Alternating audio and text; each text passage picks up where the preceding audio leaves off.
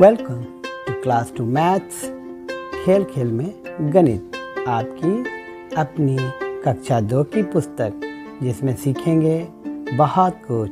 तो आओ सीखें खेल खेल में। प्यारे बच्चों, पेज नंबर 31 पर अभी जो आप चित्र देख रहे हैं, इन चित्रों को अगर आप देखेंगे तो आपको बड़ा मज़ा आएगा। सबसे पहले तो आपको बंदर दिख रहा होगा जो सबसे ऊपर पहुंचा हुआ है।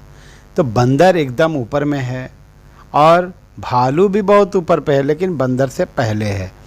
इस तरह से देखिए, गाय जो है एकदम नीचे में है और बकरी और सियार बीच में है।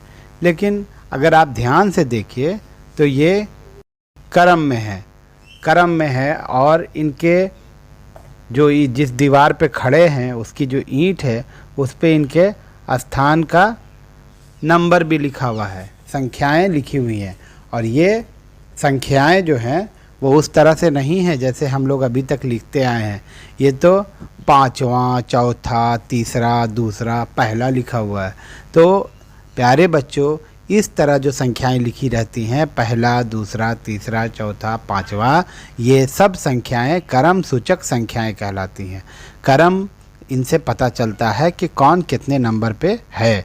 जैसे आपके स्कूल में आपको कहा जाता है कि आप दूसरी क्लास में पढ़ते हैं, तो आपका जो ये क्लास है, आपके विद्यालय में जो क्लास है उसमें ये दूसरा क्लास है जिसमें आप पढ़ते हैं।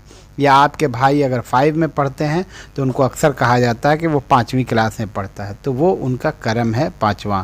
और इस तरह के शब्दों का हम लोग घर में भी उपयोग करते हैं। अक्सर बातचीत में आप अपने मम्मी पापा को कहते हुए सुनेंगे, दूसरी बहन की उसकी शादी है, या फिर आप ये सुनेंगे कि उसके जो तीसरा भाई है वो कलकत्ता में रहता है। तो इस तरह का जो क्रम सूचक शब्द है इसका उपयोग हम लोग करते हैं। तो यहाँ पर जो आपको एक गतिविधि दी हुई है, एक बहुत सुंदर चित्र है जिसमें बंदर, गाय, बकरी, सियार और भालू हैं। आपको बताना है कि कौन कहाँ पर है। तो आप देखिए, सबसे पहले गाय है, गाय पहले नंबर पर है।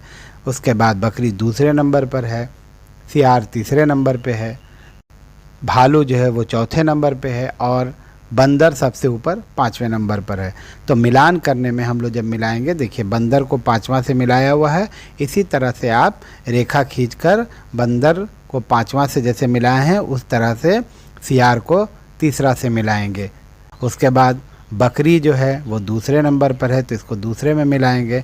गाय पहला नंबर पर है, इसकी लकीर सीधे ऊपर पहले पे जाएगी। और भालू चौथे नंबर पर है, इसको वहाँ मिलाएंगे। तो आशा है आपको ये करके बहुत मज़ा आया होगा। आप ऐसे ही शब्दों को ढूंढिए अपने घरों में बातचीत में कि आप इस तरह के शब्दों का कहाँ कहाँ उपयोग करते हैं। और पेज नंबर 32 और 33 पे जो गतिविधि है उसके लिए आप दूसरे लिंक पर क्लिक करने से आपसे फिर मुलाकात होगी। धन्यवाद।